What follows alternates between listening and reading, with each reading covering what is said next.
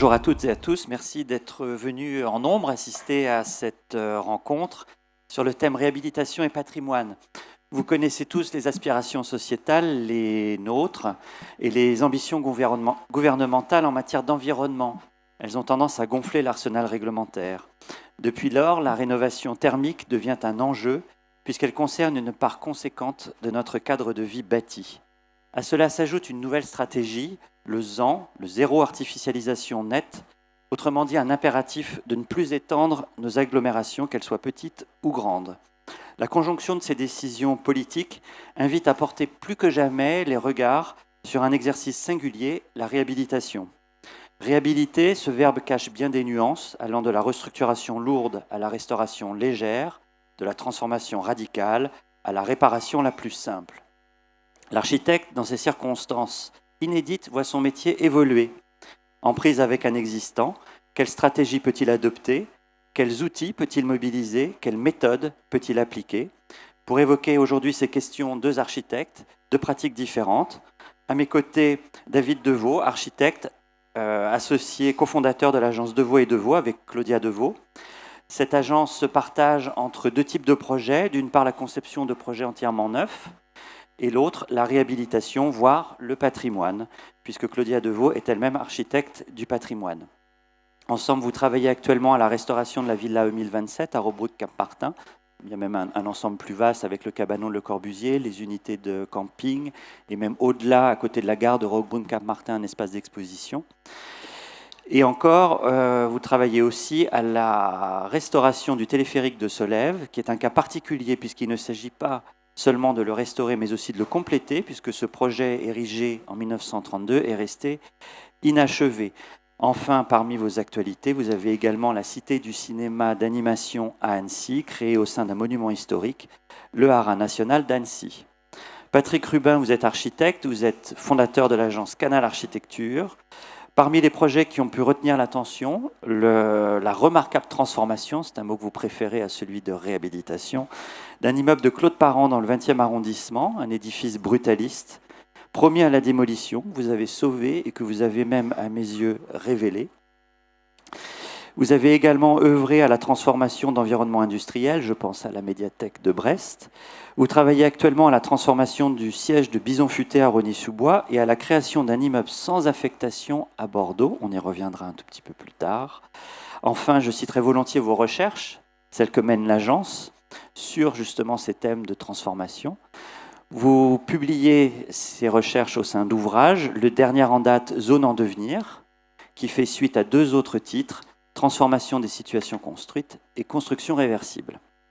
Alors voilà, ce sont des présentations très rapides, très succinctes. J'aimerais qu'on les complète assez rapidement aussi sur vos agences respectives. J'aimerais savoir si, dans votre carnet de commandes, la réhabilitation occupe une place importante aujourd'hui. Alors. C'est bon? Oui, c'est bon. Bonjour. C'est un excellent travail que fait l'agence Deveau. En fait, pardon, mais j'avais pas réalisé que c'était vous. Oui, Roquebrune, tout ça, parce que je vous ai vu à la Galerie de l'Architecture, ou vous, ou votre compagne, je sais pas. Bon, non, oui. Non, ce qui se passe en ce moment sur la commande devient privée, de plus en plus privée. Donc, on a affaire à des opérateurs qui sont plutôt promoteurs et ils cherchent des terrains et ils font faire des études de faisabilité. On est vraiment dans la question du construire. Mais on va vite être attrapé par la question de la transformation puisqu'on pourra de moins en moins construire. Bien sûr qu'il faudra construire, hein. Et on détruira de moins en moins. Et comme aujourd'hui, c'est pas la journée de la sobriété, mais enfin, je crois qu'on parle beaucoup de sobriété aujourd'hui. Si vous voulez, tout ce que je vais pouvoir échanger avec vous, c'est vraiment la relation à l'anéantissement de l'architecture bâtie. En fait, plus simplement dit, ne pas détruire. Et demain, enfin, j'imagine qu'à un moment, dans quelques années, il y aura des salons peut-être moins importants que Batimat, mais qui diffuseront des savoir-faire et des composants qui seront destinés plus à des bâtiments qu'il nous faudra transformer, réparer, parce que tout ce que je viens de voir dans les allées, qui sont des produits scientifiquement bien mis au point, sont plutôt destinés à la construction. Et il faudra qu'à un moment, je ne réponds pas exactement à la question, mais quand même, puisque tu me posais la question entre construire et transformer, il y aura de nouveaux savoir-faire qui devraient se mettre en place et qui feront école, qui feront salon, qui feront enseignement, mais on en reparlera peut-être un peu plus tard. On reviendra sur ces questions sémantiques, mais la part de la réhabilitation au sein de l'activité de l'agence, c'est une part essentielle ou encore... Non, on peut dire que c'est 60-40. 60 mais on est nés, nous, de la transformation. C'est-à-dire que dans ma génération, tous mes copains ils sont partis sur les ZAC. Que ce soit les ZAC parisiennes ou les ZAC que vous voyez quand vous prenez le TGV et vous arrivez dans une ville. Le construit, il a bien été fait par des architectes qui sont à peu près de ma génération. Et ils étaient assez peu attentifs aux questions de transformation. Nous, c'est peut-être le goût, le hasard. Enfin, je crois que c'est plus le goût. Nous sommes allés vers des bâtiments à transformer. D'accord. Et pour l'agence de Vaux, est-ce que la réhabilitation occupe une part importante ? Elle occupe une part prépondérante, mais depuis toujours. Et j'ai fait le calcul hier pour répondre précisément à cette question. Et en janvier, l'agence, elle aura 25 ans. Et en 25 ans, finalement, j'ai construit que 5 bâtiments. Donc 5 bâtiments, c'est peu. Et finalement, quand on dit que l'agence elle est partagée entre quand tu dis qu'elle est partagée entre les réhabilitations et la construction, l'enjeu surtout pour nous, c'est le projet, et c'est le projet dans l'existant. Et donc il n'y a pas d'un côté la restauration et puis d'autre côté construire neuf. Nous, ce qui nous intéresse, comme Patrick, c'est de transformer, c'est de réfléchir à que faire avec ce qui existe. Alors, est-ce que vos agences se structurent justement pour répondre à ces projets de manière spécifique ? Non. Enfin, se structurer, ça veut dire quoi ? C'est-à-dire être entouré d'architectes, un peu plus jeunes certainement, enfin, comme toutes les agences, c'est étrange. C'est un peu comme les avocats. Les avocats ont des associés, les architectes n'ont pas d'associés, ou peu d'associés. C'est-à-dire qu'ils prennent autour d'eux des salariés. Alors, qui sont-ils ? Ce sont évidemment, en général, des étudiants formés en France, dans des écoles d'architecture, où on ne peut pas dire que la question de la transformation était la science la plus en avant. Il y a une explication à ça, mais ce n'est peut-être pas le sujet. On peut quand même l'évoquer. Alors, si l'explication, c'est que tous les aînés des jeunes gens et jeunes qui sont ici... il faut comprendre que les architectes à la reconstruction, c'est pas ceux-là, c'est ceux d'après la reconstruction, ils ont pris les écoles. Prenant les écoles, ils ont enseigné ce qu'ils savaient faire, puisque je ne sais pas s'il y a des enseignants ici, mais enfin vous pourrez répondre. Mais les enseignants savent enseigner, et c'est assez légitime, ce qu'ils savent faire. Une école d'architecture n'est pas constituée d'un corps enseignant comme... le fabrique le NS, vous voyez, comme l'éducation nationale.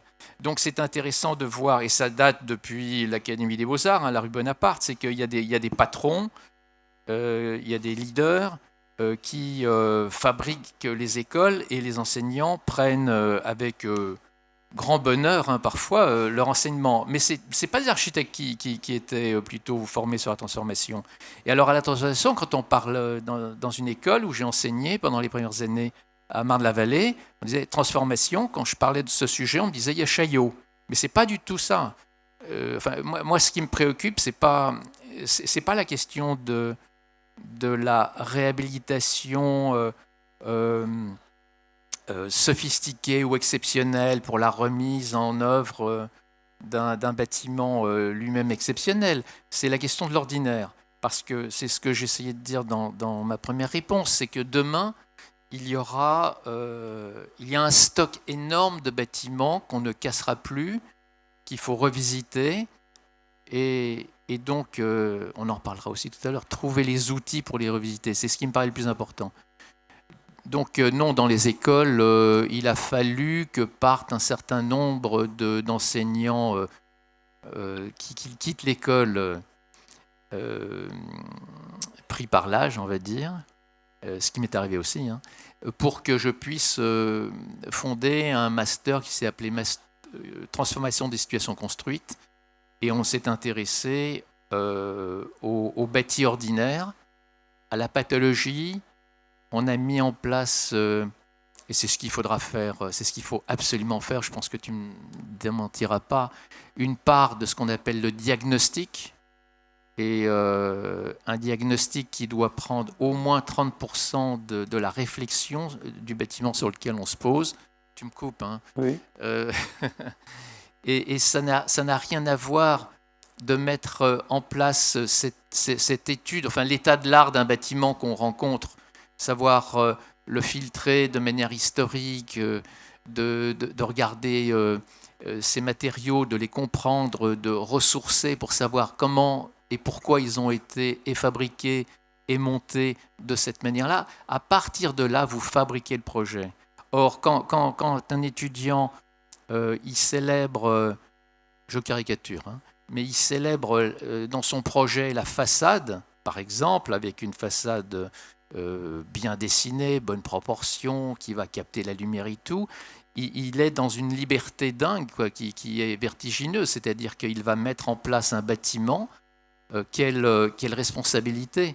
Il a 20 ans, il va mettre en place donc, une architecture dans un paysage, peut-être une architecture orpheline, dans un paysage qui était champ de betteraves auparavant. Je pense à Saclay, ça peut être un sujet que j'ai pu donner à des étudiants aussi.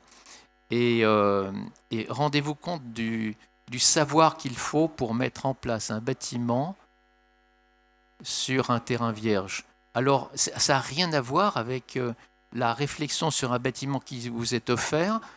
Vous le découvrez, vous essayez d'y déceler quel est son génie.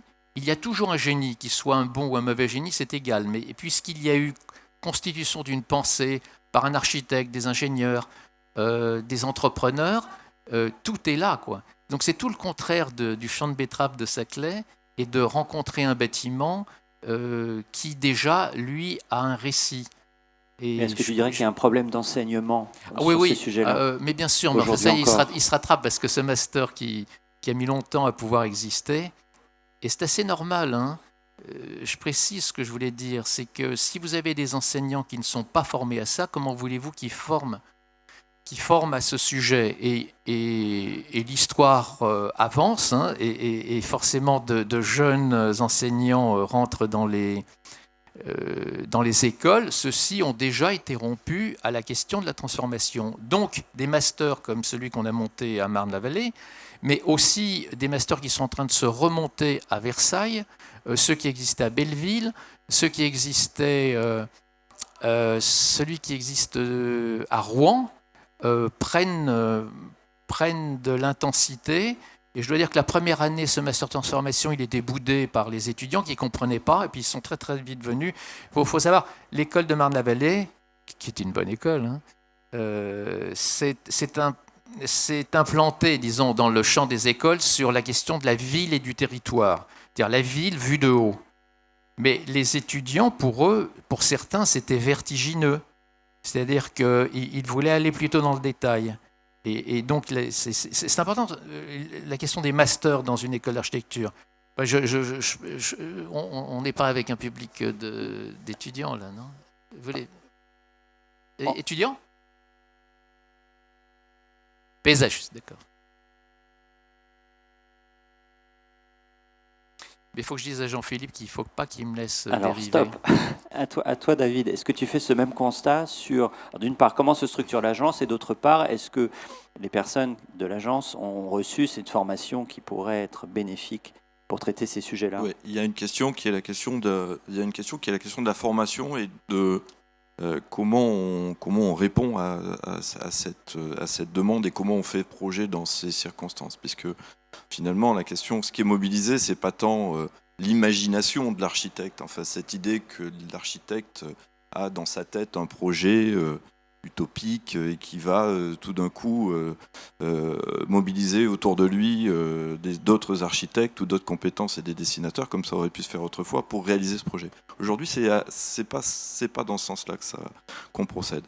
Ce qui est mobilisé d'abord, c'est l'attention et c'est l'observation, c'est-à-dire c'est la capacité à regarder, à analyser et à comprendre ce qu'on a devant soi, à en comprendre l'histoire, à en comprendre la construction et à essayer de voir ce qu'on peut faire avec. Aujourd'hui, c'est ça. Et ça s'apprend pas beaucoup dans les écoles. Pas beaucoup dans les écoles françaises. Alors nous, on travaille beaucoup avec des écoles étrangères. J'ai découvert ça parce que, en commençant à travailler avec Claudia, qui est allemande et qui a fait ses études en Suisse à l'EPFL, j'ai découvert d'autres façons de travailler. Et ces façons, j'ai trouvé qu'elles étaient, ma foi, merveilleusement complémentaires de celles que je pouvais pratiquer. Et cette merveilleuse complémentarité, j'ai essayé de l'étendre avec d'autres expériences étrangères. Donc on travaille beaucoup avec le PFL à Lausanne, où il y a un laboratoire fabuleux qui est dirigé par Franz Kraft, qui s'appelle le TSAM, et qui travaille sur ces questions de réhabilitation depuis longtemps, et en particulier du patrimoine du XXe. Donc il y a là des architectes qui sortent de là et qui sont très ouverts et qui travaillent très bien. Il faut savoir qu'à l'EPFL à Lausanne, les projets de diplôme, c'est 85% de la réhabilitation. Donc aujourd'hui, il y a une grande préoccupation dans ces écoles et dans d'autres écoles. Après, on a des étudiants qui viennent d'Italie, qui viennent d'Espagne. Alors, ce n'est pas des stagiaires, hein, c'est des gens du bureau. La chef d'agence, elle est japonaise, c'est une ancienne de chez Sejima. Donc on est dans un environnement très cosmopolite, mais qui est riche de cette expérience justement du patrimoine, avec des patrimoines aussi différents et avec des regards différents sur ce qui fait ce patrimoine, en particulier dans sa dimension culturelle. Donc l'agence, elle est structurée comme ça. Après, sur la façon de s'organiser entre nous, qui est aussi une question, comment se structure l'agence. Donc on travaille en workshop avec des sujets transversaux qui impliquent toute l'agence. C'est-à-dire que chacun est sur un projet, mais il y a aussi, on se réunit toutes les semaines pour aborder et partager des problématiques, que ce soit sur la question de l'eau qu'on a en ce moment sur un jardin qu'on restaure à Menton, et où on voudrait réutiliser le système hydraulique et qui se croise avec d'autres problématiques qu'on a sur d'autres chantiers, ou sur des sujets plus techniques comme sur les bétons sur lesquels on travaille, où chacun fait part des difficultés qu'il rencontre, ou de façon à là aussi être créatif et à fabriquer de l'intelligence collective. C'est plus facile sur les sujets de réhabilitation de fabriquer de l'intelligence collective parce que le projet il n'est pas dans la tête de quelqu'un en train de se former, mais il est d'une certaine façon un peu comme on pourrait fonctionner en médecine, c'est-à-dire que voilà, on a différents spécialistes, on analyse différentes parties du corps qui nous concernent, qu'on observe, et puis on essaye de faire une synthèse de tout ça. Donc on essaye de fabriquer de l'intelligence collective sur cette base-là. Alors en préparant cet échange, tous les deux, vous avez mis des réserves sur le mot réhabiliter, lui préférant parfois le mot réparer. Est-ce que vous pouvez évoquer ces sujets un peu sémantiques qui peuvent vous préoccuper et qui peuvent aussi dénoter une manière de faire? Réparer, c'est venu. Enfin, dans l'ordre, il y a eu dans le petit bouquin dont tu parlais, il y a un vocabulaire extrêmement important pour reconvertir, réhabiliter, retransformer, etc. Non, en fait, c'est un principe économique. Là, je vais être assez trivial. Réhabiliter un bâtiment, le réhabiliter lourdement. Vous avez très souvent dans les appels d'offres la dénomination, l'objet, c'est réhabilitation lourde d'un bâtiment des années 70. Le mot réhabilitation lourde me paraît déplacé ou va être bientôt déplacé. Parce que réhabiliter lourdement un bâtiment, ça suppose que son coût travaux sera plus important que le coût d'une construction neuve qui sera réalisée parfaitement dans les normes, même si elles sont trop imposantes, mais qui sera vraiment réalisée avec tous les artifices du neuf. C'est là où je veux en venir. Donc, ça, c'est ce qu'on appelle la réhabilitation lourde d'un bâtiment. J'attends le jour où il y aura réparation légère d'un bâtiment, parce qu'on saura faire la preuve qu'on est capable de sortir en coût travaux un bâtiment à 1500 € le mètre carré, alors qu'aujourd'hui, il vaut 2500 € le mètre carré, à peu près, en moyenne. Et un bâtiment neuf vaut 2000 €. Je n'ai pas de secteur géographique, je vous dis une moyenne nationale. Donc, les politiques, là je parle vraiment de réparer, enfin la raison de réparer. Les politiques nous disent, on arrête de casser. Ils le disent après qu'on les dit nous, nous, les gens qui regardent tout ce qui s'est cassé, tout ce qui a explosé, tout ce qu'on a détruit pour retrouver du terrain, pour reconstruire. Mais les fameux opérateurs, les financiers, les investisseurs, est-ce qu'ils vont accepter longtemps à conserver les bâtiments avec toutes les difficultés que ça impose ? Je parle pour un financier, pas pour un architecte. Nous, on peut être amoureux des bâtiments. Mais le financier, lui, il va voir son bilan, son fameux bilan. Donc, à un moment, il va te dire, c'est fini, moi, vous nous avez imposé de réhabiliter lourdement des bâtiments, ils nous coûtent plus cher que si on les construisait. Donc, on va continuer à détruire. Mais là, le politique, il va sortir la loi ZAN, il va sortir son plan carbone, il va sortir le fait qu'un élu, c'est plus possible qu'on explose devant la population ces barques. Vous avez encore ces images. Je crois que j'en ai mis dans les images qui doivent passer. Vous voyez quand on implose un bâtiment, non seulement on implose le bâtiment, mais on implose la mémoire des gens qui ont habité. Donc entre le politique, la finance, et là, c'est pour ça que je vous dis que je suis assez trivial en parlant de ceci, et le coût du bâtiment qui serait donc réhabilité lourdement, ça va s'éteindre. Alors réparer, ça veut dire quoi ? Réparer, ça veut dire qu'on regarde le bâtiment, on essaie de le comprendre, on y voit tous ses avantages, on y trouve des équilibres, et par exemple, on s'interdit, s'il y a un problème sur un plancher qui fait mauvaise acoustique entre un étage et l'autre, on s'interdit, ça m'est arrivé, voilà, c'est cette image que je voulais vous faire, on s'interdit de faire rentrer dans un bâtiment qu'on a conservé 2000 tonnes de béton. 2000 tonnes de béton pour napper les sols et les escaliers, pour faire l'acoustique telle qu'elle est demandée. Et je vais finir. C'est ce qu'il faut comprendre. Mais je ne sais pas, il y a certainement certains d'entre vous qui connaissent, mais à partir du moment où on parlait des écoles d'architecture, si les étudiants ne sont pas formés sur la transformation, parlons des écoles d'ingénieurs. Si les écoles d'ingénieurs sont vraiment... les ingénieurs, aujourd'hui, vous en êtes certains, se promènent dans ces allées. Ils voient le vocabulaire du neuf. Donc, entre ceux qui ont la première passe, les architectes et les ingénieurs, et puis après les ingénieurs des travaux publics, ceux qui vont fabriquer les immeubles qui sont à rénover, si le vocabulaire n'est pas instruit, je ne vois pas comment on arrivera à détourner le mode de faire qu'on appelle tous les deux réparation. Et la réparation, on est certain, si on laisse de côté ou on ne transige pas sur certaines normes, on est dans la capacité de pouvoir baisser des coûts parce qu'on ne respectera... c'est pas qu'on ne respectera pas le programme, c'est qu'on va sinuer dans le programme. Et par exemple, sur l'acoustique, on saura traiter différemment l'acoustique dans le neuf et dans l'ancien.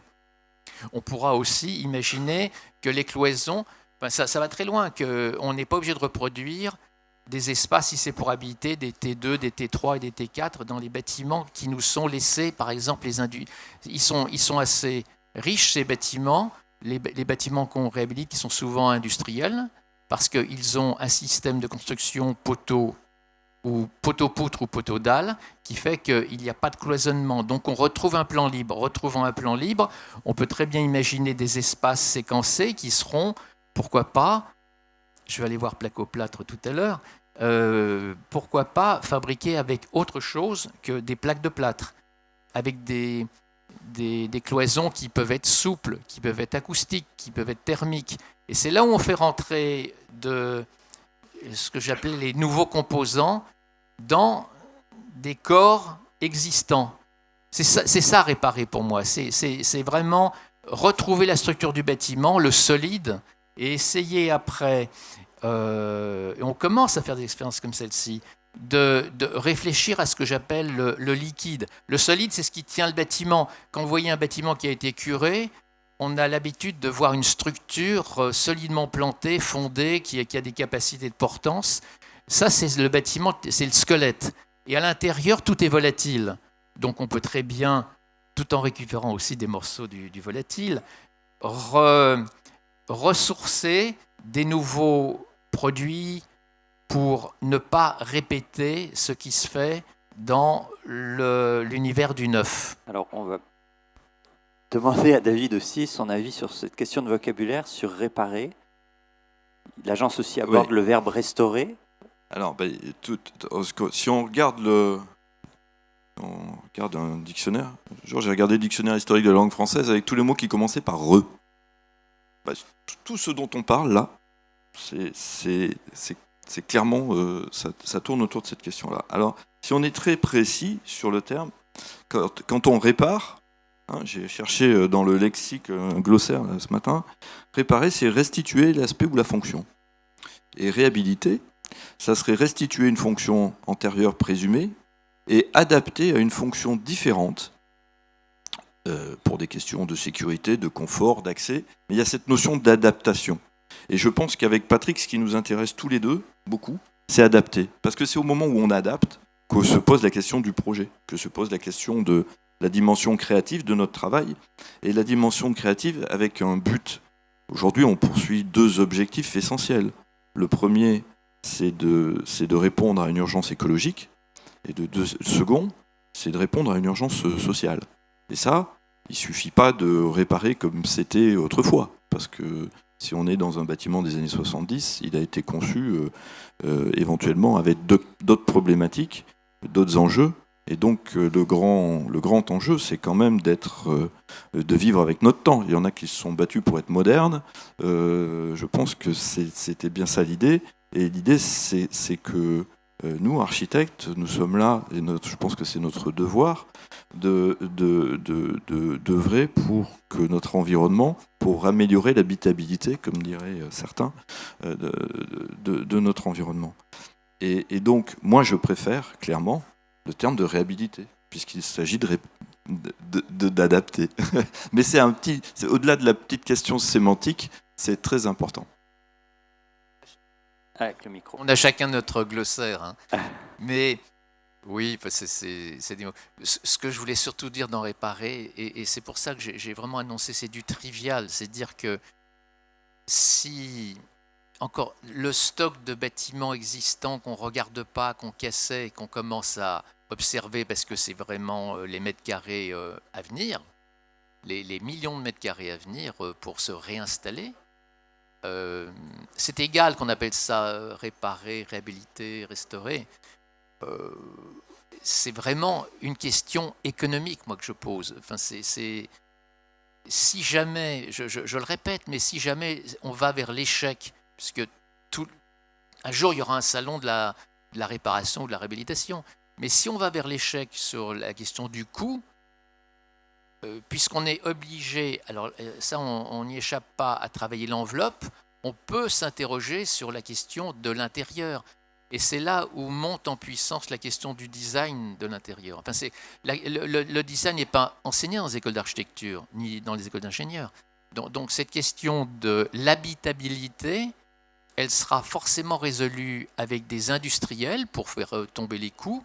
Et c'est à nous d'avoir l'imagination, enfin nous tous, hein, pour faire rentrer des composants fabriqués hors site et qui vont repénétrer les vieilles structures. Enfin, c'est dans ce sens-là que je réfléchis. L'exemple de Mouzaya est-il ça, c'est le projet de Claude Parent. Oui, pardon. L'exemple, c'est un bâtiment des années 70 qui aurait pu finir comme vous voyez sur la photo, parce qu'il était prêt à être démoli. Enfin, à Paris, ça aurait fait tâche quand même. Et il a ce qu'on a essayé de faire, c'est un travail de passeur, respectant évidemment le travail de Claude Parent. Il n'y a pas d'image de Parent, c'est peut-être un... Je peux te laisser faire. Je vais voir. Hop. Tu vas trouver. Et voilà, ça c'est avant, après, et juste après, je crois qu'il y a une photo de la façade. Voilà.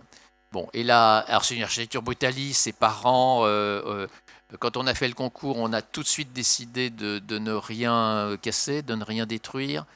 Mes copains qui étaient en concours ont un peu plus travaillé le projet.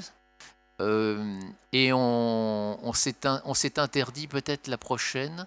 On s'est interdit d'aller. Merci. Oui, voilà, la question des fenêtres. Vous voyez, quand je vous parlais de l'importance de l'enveloppe, à la fois c'était extrêmement dessiné, la façade de Claude Parent.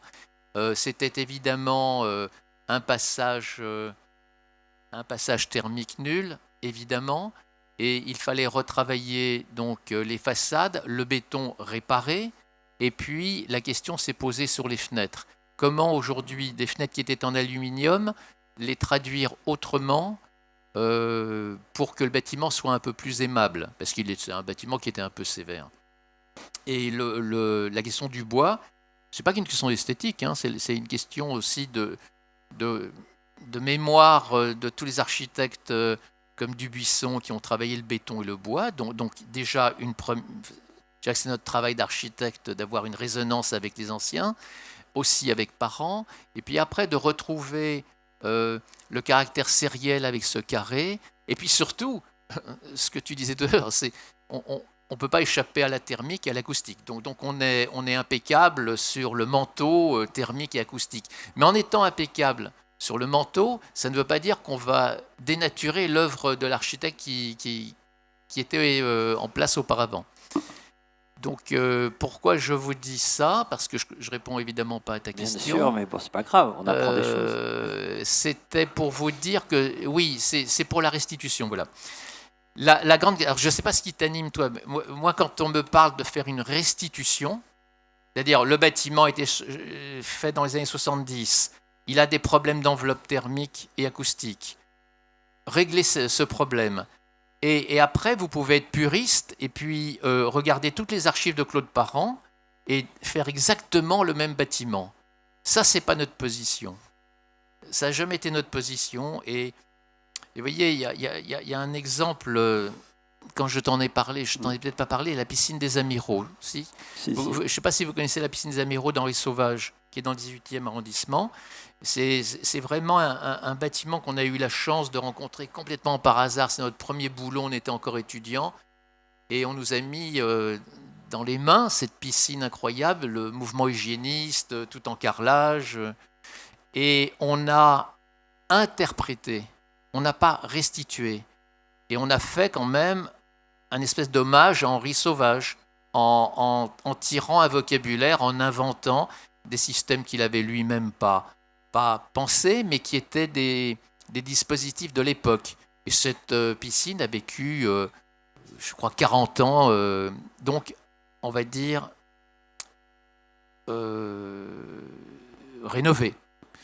Et puis après, il y a eu un concours pour, de nouveau, c'est des travaux de passage, hein, c'est toujours un travail de passeur ces bâtiments, pour de nouveau la mettre en œuvre, la mettre aux normes. Et le travail de l'architecte a été de restituer à l'identique ce qu'avait fait Sauvage. Quel est le bon projet? C'est égal, hein, on y nage toujours et tout va bien. Si on chauffe les piscines, hein, parce que la question va se poser. Voilà, c'est vraiment, ça peut faire l'effet d'un débat. Et vous faites rencontrer les deux architectes. Nous, on était aussi tout jeunes et pas trop savants, et on a fait avec beaucoup d'innocence ce premier projet. Un architecte monument historique ou architecte du patrimoine, j'oublie son nom. François Chatillon. François Chatillon refait le même exercice 40 ans plus tard. Quelle est la justesse? Question en suspens. Ah, c'est une question que je peux poser Moi, je veux bien David, rebondir là-dessus. Je veux bien rebondir parce que là, il y a un sujet qui est au cœur de nos préoccupations. Parce que ça dépend de quel patrimoine on parle. Ça dépend de ce qu'on a devant soi, bien sûr. On ne peut pas faire de généralité. C'est pas ce que tu es en train de faire. Mais on ne peut pas faire de généralité. C'est-à-dire que en France, on a un vieux problème. C'est qu'on a d'un côté des bâtiments qui sont classés monuments historiques et qu'on voudrait maintenir comme ils ont été construits et qu'on continue à redorer, à repeindre, où on nettoie les pierres pour faire comme s'ils étaient toujours neufs, et alors qu'ils sont du 17e, du 18e. Tous les hôtels particuliers, on les refait comme ça. Je ne vous parle pas de Versailles, vous avez compris quand j'ai dit redoré. Et puis, à côté de ça, il y a toute une autre activité qui consiste à faire de l'architecture. Voilà. Et à s'interroger sur comment vivre aujourd'hui, comment adapter la ville aux besoins des hommes. C'est deux mondes séparés. Il y en a un, ça s'apprend à l'école de Chaillot, c'est pour faire des restaurations. Et puis l'autre, ça s'apprend dans les autres écoles d'architecture. Et là, moi, je trouve qu'il y a un grand drame. Parce que justement, ce que je trouve intéressant, c'est pas simplement d'imaginer qu'il y a un patrimoine qui est figé dans le temps et dans le passé, d'une part, et puis que d'autre part, on se tourne vers le futur, mais c'est comment adapter ce qui est arrivé jusqu'à nous pour le préparer pour le futur. Donc là, je te rejoins. Ceci étant, il y a quand même des œuvres exceptionnelles. Alors, tu as parlé tout à l'heure de 2027, d'Eliane Gray. Sur ce site, il y a plusieurs bâtiments. Bon, le bâtiment 2027 d'Eliane Gray, quand on s'est posé la question des fenêtres, puisqu'il y a une question de fenêtres, il y a une grande baie qui ferme en accordéon. Ah, c'est une vraie galère, ce truc. C'est une passoire thermique, évidemment. Et puis en plus, ça se coince tout le temps. Donc avant de la refaire à l'identique, tu te poses quand même la question. Bon, on l'a pas refaite tout à fait à l'identique. Esthétiquement, elle ressemble, mais elle a quand même des roulements à billes. Voilà, elle a été adaptée pour qu'elle fonctionne. Mais dans l'esprit, et pour comprendre le travail d'Eliane Gray, il fallait garder ce système de fenêtres. Donc certaines fois, ça fait partie de l'œuvre, et il y a des portions qu'on est obligé de restituer ou de restaurer, et aussi parce que c'est une culture qu'on transmet, parce que le projet a été conçu comme ça à un moment, et que ça fait partie de l'histoire qu'on veut transmettre, comme on ne réécrit pas certains poèmes de Rimbaud ou d'autres choses. Donc c'est une œuvre, et qui est respectée en tant qu'œuvre, et qui est classée et respectée pour cela. Donc, et je pense que c'est aussi respectable de restaurer ces œuvres-là. Mais c'est pas ce qui m'anime, moi, comme toi. Je suis animé par l'adaptation.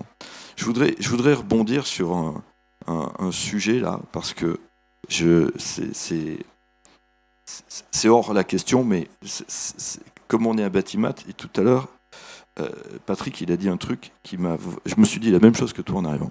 Je me suis dit, pour les sujets qui nous intéressent, nous, qui nous préoccupent, finalement, il devrait y avoir un autre salon, parce que ça, c'est un salon pour construire neuf. Et il s'avère que la semaine dernière, j'étais aux Journées européennes de l'architecture, qui sont organisées dans le Grand Est, et qui regroupent la France, l'Allemagne, la Suisse. Et le thème, cette année, c'est l'architecture comme ressource. Il y a eu une très belle conférence de Gilles Pérodin sur Construire en pierre.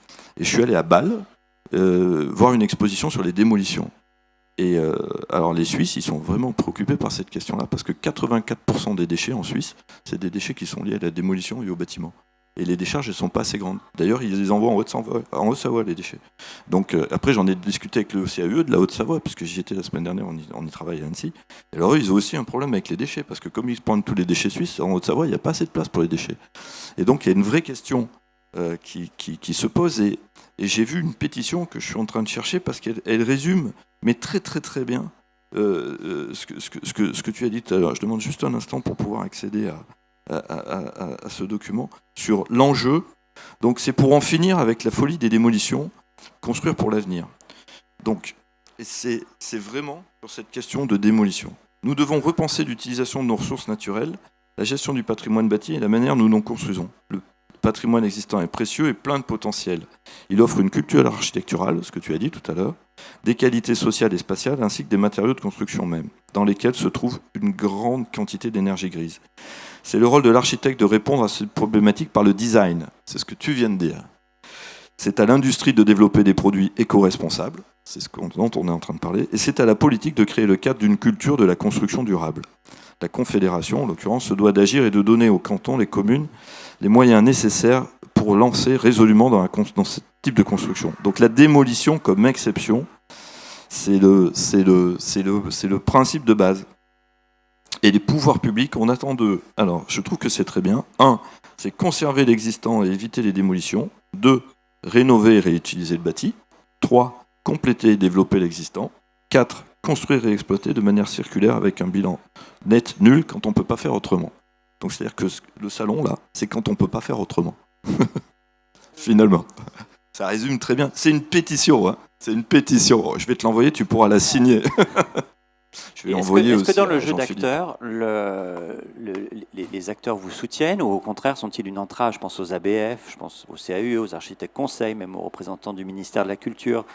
Est-ce que vous êtes soutenu? Est-ce que quand on change les menuiseries de la Moussaïa ou celles de 2027, est-ce qu'on rencontre des... On rencontre des gens intelligents qui partagent la question, qui sont pas dogmatiques.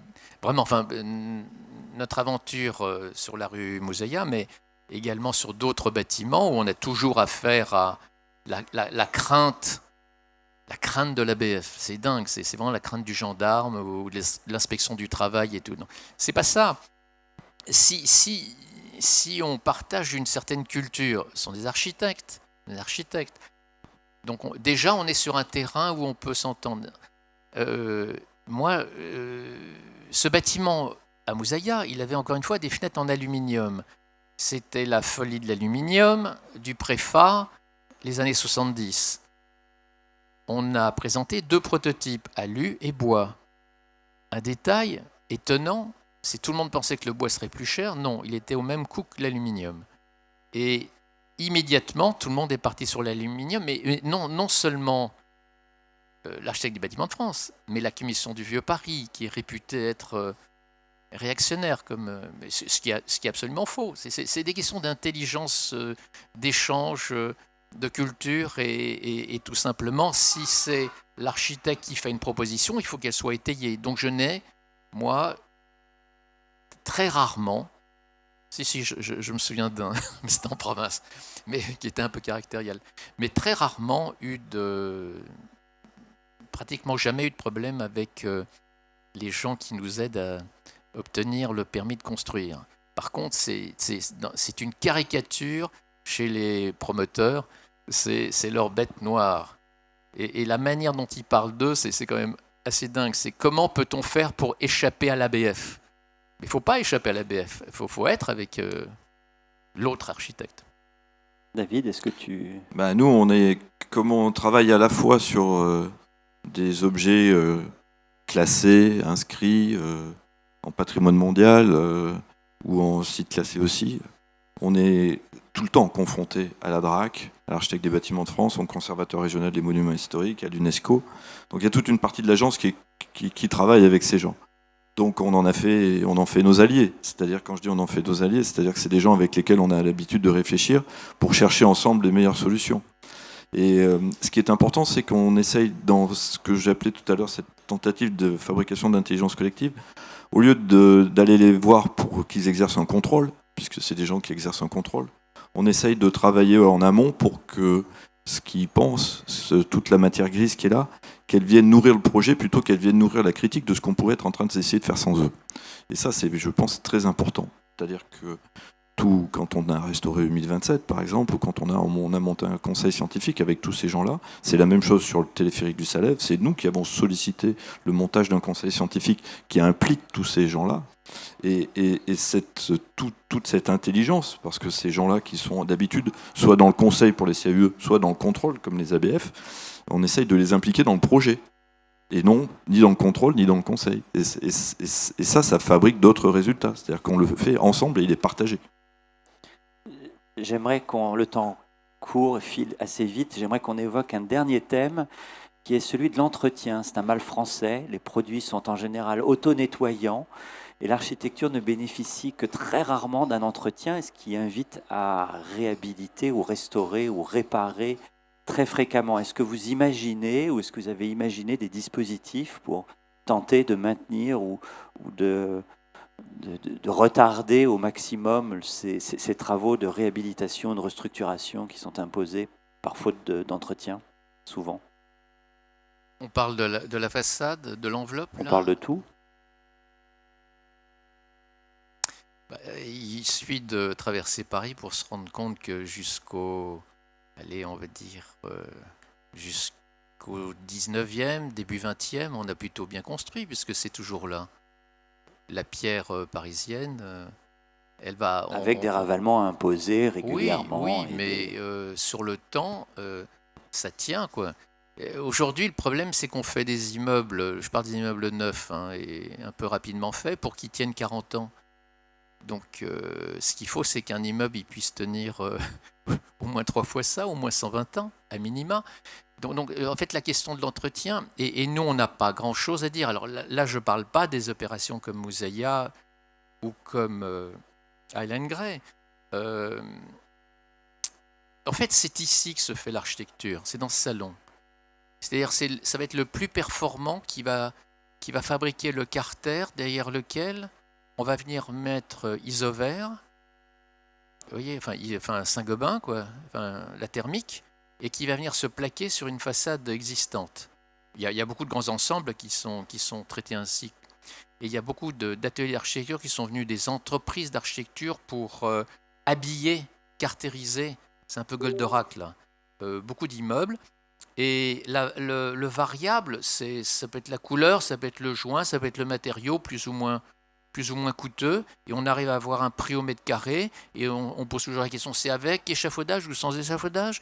Et alors, à un moment, ça n'est plus du tout l'architecte qui fait la façade, hein, c'est l'industrie qui fait la façade. Je parle pas des industriels, là, c'est l'industrie, c'est la commande, c'est la guerre des prix, et je vois pas où est l'architecte, hein.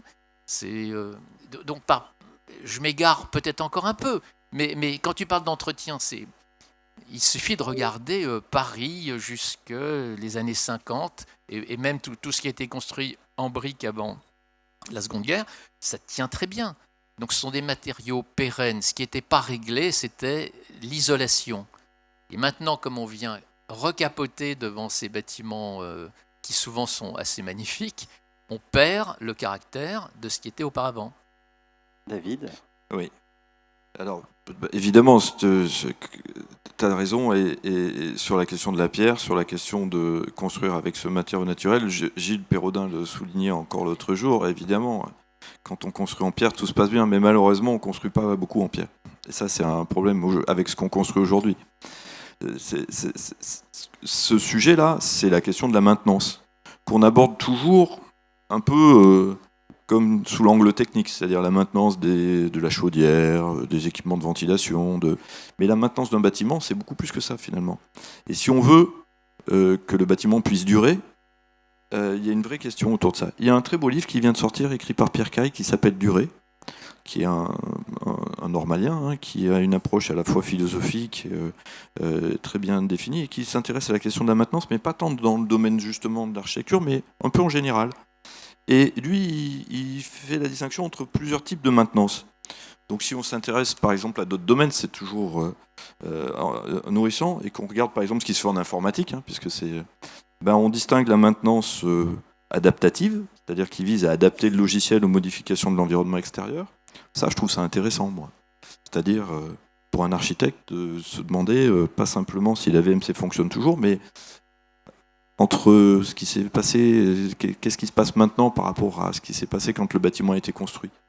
Et on n'a pas les mêmes attentes, et il faut adapter. Et encore, on revient sur cette question d'adapter. Parce que c'est au moment où on fait la maintenance qu'on peut commencer à adapter ou à réfléchir à ce qu'il faudrait adapter, avant qu'il soit obsolète, le bâtiment, et qu'on le démolisse parce qu'il est devenu obsolète. Donc cette maintenance adaptative, elle est intéressante. Elle peut être préventive pour anticiper et préparer les changements. Ça aussi, ça évite de démolir inutilement. Ou elle peut être perfective pour rendre les fonctionnalités existantes plus performantes. Ça, c'est des notions qui sont abordées dans d'autres domaines que l'architecture. Et moi, je pense qu'on pourrait, quand on dit quelles sont les voies, je pense qu'on pourrait s'interroger de la même façon pour les constructions, en se posant ces questions-là. Et je pense que l'architecte, il pourrait jouer un rôle. Je réfléchissais, c'est un peu comme le médecin. C'est-à-dire que finalement, la maintenance, c'est quoi? C'est se brosser les dents. Alors, ok, on se brosse les dents, tout va bien, et puis on a des dents. Mais de temps en temps, c'est quand même drôlement important d'aller voir le médecin pour faire un bilan, pour voir ce qui va pas, et pour faire des diagnostics de ce qui va ou de ce qui va pas. Et je pense qu'on ne devrait pas attendre de démolir ou de construire pour faire des diagnostics de ce qui va ou de ce qui va pas.